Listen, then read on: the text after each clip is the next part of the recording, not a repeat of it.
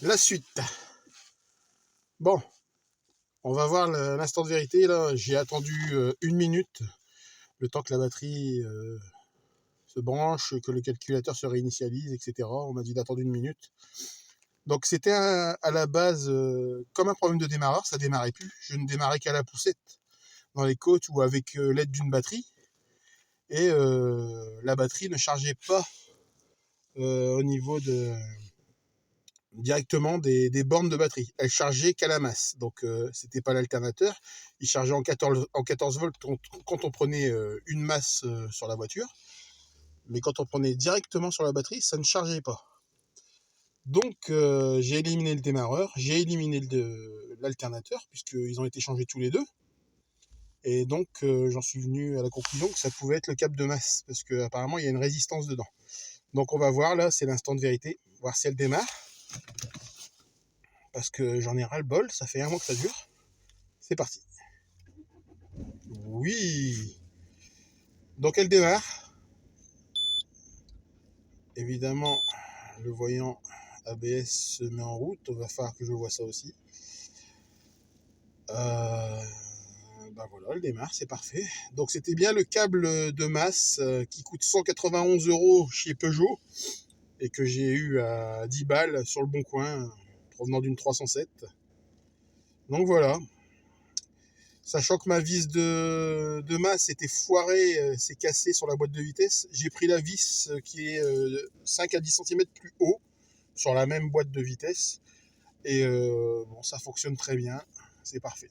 Maintenant, on va voir si ça charge correctement au niveau des deux pôles batterie, donc négatif et positif. C'est parti, je sors.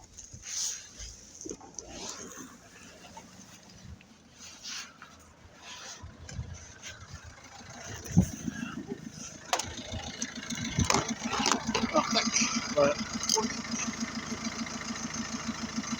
Scotch.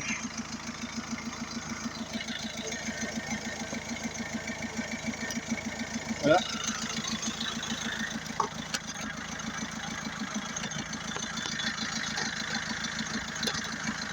Ah, j'ai été obligé de lâcher.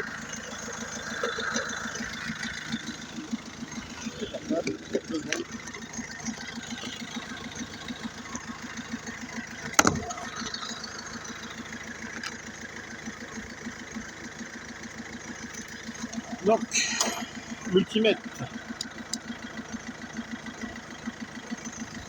Voilà, sur cette position-là. Ensuite,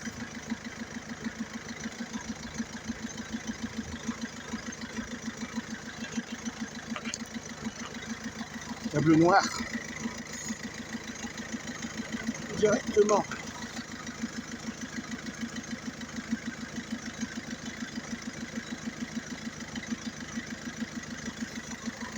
Sur la batterie.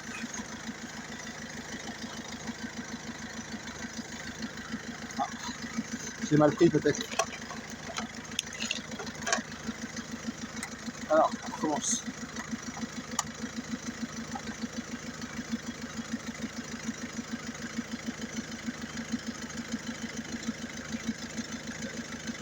Voilà.